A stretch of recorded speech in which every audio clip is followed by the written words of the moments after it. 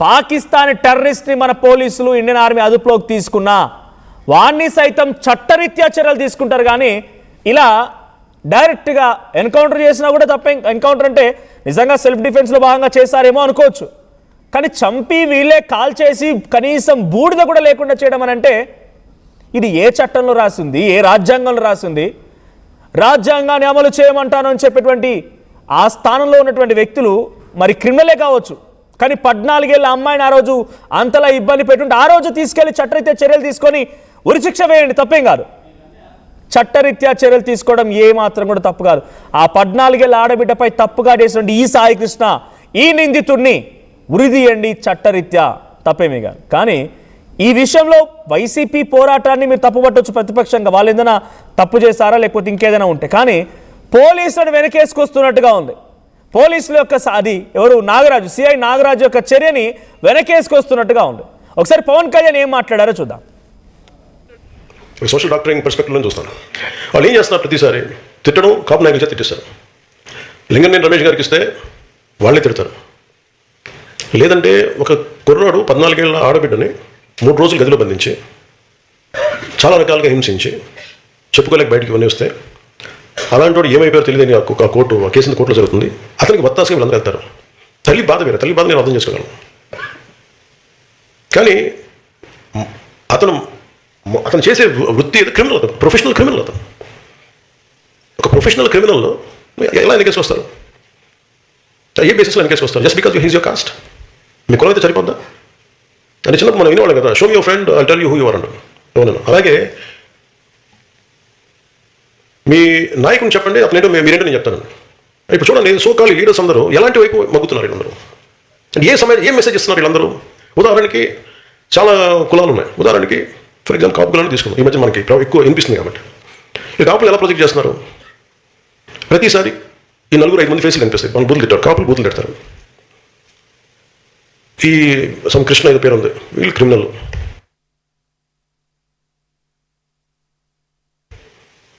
వీళ్ళు ఇది అంటే అన్ని నెగిటివ్ న్యూస్ చూడండి. సో మీకు ఏమైపోద్ది, కొద్ది రోజుల తర్వాత సబ్లిమినల్గా మీ మనోగతంలో ఏమైపోద్ది, it will become confine to అది. ఈ భావన దేని చేస్తే కాపు అని చెప్పగానే ఇవన్నీ గుర్తొస్తాయి మనకి.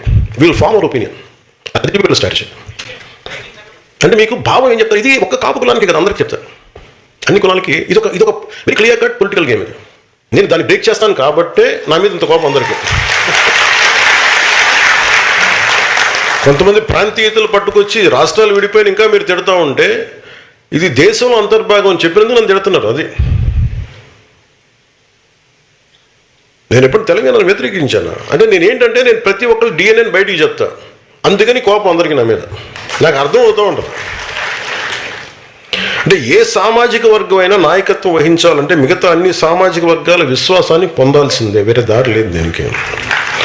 భారతదేశంలో ఏ ఒక్క వర్గం కూడా, ఏ ఒక్క కులం కూడా ఒంటరిగా చరిత్రని మార్చబోదు కూడా. రైట్. ఈ మాట్లాడుతున్న మాటల్లోనే 14 ఏళ్ళ ఆడబిడ్డని 3 రోజుల పాటుగా నిర్బంధించి హింస గురించేశాడు సాయి కృష్ణ. వాడు క్రిమినల్, ప్రొఫెషనల్ క్రిమినల్. కానీ అలాంటి వాడికి వైసీపీ సపోర్ట్ ఇస్తోంది అని చెప్పి ఆయన చెప్తున్నారు. సో ఇక్కడ సపోర్ట్ ఇన్ ద సెన్స్ ఆ సాయి కృష్ణ ఏదో సరే ఈరోజు అడుగుతున్న వాళ్ళు అది న్యాయస్థానం, మరి సిట్ ఏర్పాటైంది. సిట్ ఎవరు ఏర్పాటు చేశారు? ప్రభుత్వం ఏర్పాటు చేసింది. ఎవరి మీద ఏర్పాటు చేసిన సిట్? నాగరాజు అనేటువంటి ఆ సిఐ ఈ సాయి కృష్ణ కేసు నిజంగా తప్పుకు పాల్పడ్డా లేదా, అసలు సాయి కృష్ణ ఏమైపోయిన రకంగా సిట్ ఏర్పాటు చేసింది. అయినంత మాత్రాన సాయి కృష్ణ క్రైమ్లో ఈ ప్రభుత్వం సహకరించినట్ట? సాయి కృష్ణ మరణం గురించి అన్వేషించండి, ఇన్వెస్టిగేట్ చేయండి అని చెప్పి ప్రభుత్వం ఒక సిట్ ఏర్పాటు చేస్తే ఆ సిట్ లేదా ప్రభుత్వం సాయి కృష్ణ యొక్క నేరానికి సపోర్ట్ చేసినట్ట?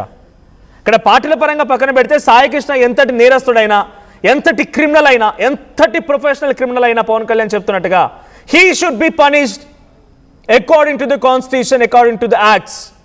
చట్టరీత్యా, రాజ్యాంగం రీత్యా ఆయనకు శిక్ష వేయాల్సింది. కానీ చట్టాన్ని చేతిలోకి తీసుకోవడం పొరపాటు. సాయి కృష్ణ ఆయన మంచోడు ఎవరు చెప్పట్లే, ఈజ్ ఎ క్రిమినల్. ఆయన మీద కేసులు ఉన్నాయి, 22 కేసులు ఏమో ఉన్నాయి, సుమారుగా 22 కేసులు ఉన్నాయి. ఆ కేసుల్లో కొండల పాటుగా జైలుకి వెళ్ళాడు, బయటకు వచ్చాడు, బెయిల్ రకరకాలు నడుస్తూనే ఉన్నాయి. ఈ కంట్రోల్ ఎప్పుడు చేయాలి? మొదటిసారిగా ఆయన పైన కేసు వేసినప్పుడు, ఆయన ప్రవర్తన చూసినప్పుడు ఆ రోజే పోలీసులు కట్టడి చేయాలి, ఆ రోజే ప్రభుత్వాలు కట్టడి చేయాలి. కానీ ఇంకా కొనసాగుతూ ఉన్నాయంటే ప్రభుత్వం అండ్ పోలీస్ యంత్రాంగం యొక్క నిర్లక్ష్యం కూడా కనబడుతోంది మరి. సో పవన్ కళ్యాణ్ వ్యాఖ్యలు ఇప్పుడు ఎలా చర్చ జరుగుతూ ఉన్నాయి, పవన్ కళ్యాణ్ వ్యాఖ్యలపైన పొలిటికల్ సినారీ ఏంటి, మరిన్ని updates. At the same time ఒక biggest twist for the first time ఆయన బయట పెట్టారు. 14 ఏళ్ల ఆడబిడ్డని సాయికృష్ణ హింసించాడు అని చెప్పి. దీనిపై మరిన్ని అప్డేట్స్ మా ప్రతినిధి ఏపీ ఇన్పుట్ ఎడిటర్ కృష్ణమోహన్ అందిస్తారు. కృష్ణమోహన్, సో 14 ఏళ్ల ఆడబిడ్డని 3 రోజుల పాటుగా నిర్బంధించి హింసించాడు సాయికృష్ణ. వాడు ప్రొఫెషనల్ క్రిమినల్. కులం ఒకటైనంత మాత్రాన సపోర్ట్ చేయాలా? అలాంటి క్రిమినల్కి వైసీపీ సపోర్ట్ ఇస్తోంది. ఇది పవన్ కళ్యాణ్ వ్యాఖ్యలు. ఈ వ్యాఖ్యల వెనుక ఎటువంటి చర్చ జరుగుతోంది? And at the same time ఈ 14 ఏళ్ల అమ్మాయిని నిర్బంధించి హింసించింది ఎప్పుడు? అప్పుడు పోలీసులు ఏం చేశారు మరి? మన చాలా కీలకమైన అంశం అయితే పవన్ కళ్యాణ్ చాలా క్లియర్ గా మాట్లాడారు. సాయికృష్ణ కేసులో రెండోసారి ఆయన క్లియర్ గా స్పందిస్తారు. సాయికృష్ణ కరికొట్టిన నేరస్తుడు 14 ఏళ్ల ఆడబిడ్డను 3 రోజులు నిర్బంధించి పోక్సో కేసు కూడా పెట్టారు అనేది ఒక చర్చ పవన్ కళ్యాణ్ మాట్లాడారు. ఆనందోడు అదృశ్యం అయితే ఆయనకు మద్దతుగా వైసీపీ వాళ్ళు వెళ్తున్నారు అనేది ఇంతవరకు బానే ఉంది కదా. బట్ ఈ సమస్యలో ఇదే ఇష్యూలో పవన్ కళ్యాణ్, చంద్రబాబు, బీజేపీ, టిపి రాజశేఖర్ అందరూ కూడా మీటింగ్ వీళ్ళందరూ ఆయన ఢిల్లీ నుంచి వచ్చిన తర్వాత లేకపోతే ఇవన్నీ జరిగిన తర్వాత వెంటనే అదే రోజు రాత్రి కూర్చోబెట్టి బీజేపీ స్థాయిలో మీటింగ్ జరిగింది కదా, అందరికీ తెలుసు కదా. ఆ మీటింగ్ లో క్లియర్ గా ఏం చెప్పారు? ముఖ్యమంత్రి చంద్రబాబు ముందే పవన్ కళ్యాణ్ అన్ని మాట్లాడిన తర్వాత లేదు ఇమీడియట్ గా ఆ సిఐని మీరు ఇది చేయండి అని చెప్పి సస్పెన్షన్ గురి చేయండి అని చెప్పి చెప్పారు. అది ఆర్డర్స్ కూడా వచ్చేసాయిగా, సస్పెన్షన్ ఇష్యూ కూడా అయింది. మరి ఎందుకు సడన్ గా పవన్ కళ్యాణ్ కొంత లైన్ ఎందుకు మారారో తెలియట్లా. సేమ్ చచ్చిపోయిన వ్యక్తి కాపు సామాజిక వర్గం, సస్పెన్షన్ అయిన వ్యక్తి ఇప్పుడు అరెస్ట్ అయ్యి జైల్లో ఉన్న వ్యక్తి రాజమండ్రి జైల్లో ఉన్న సామాజిక వర్గం. 2 సామాజిక వర్గాలు, 2 ఒకటే సామాజిక వర్గాలు. కానీ ఈ విషయంలో ఇప్పటికిప్పుడు 14 ఏళ్ల ఆడబిడ్డ 3 రోజులు బంధించి హింసించారు అనేది ఒక ఇది. కానీ అదే అమ్మాయి ప్రస్తుతం వైజాగ్ లో ఉంది. గాజువాక ప్రాంతంలో ఆ అమ్మాయి ఎవరైతే అమ్మాయి ఉందో ఈ ఆరోపణలు ఎదుర్కొంటున్న అమ్మాయి ఒక ఫోన్ ఇచ్చింది చాలా క్లియర్ గా. లేదు మేమిద్దరం లవ్ చేసుకున్నాం, ప్రేమ చేసుకున్నాం, పెళ్లి చేసుకున్నాం.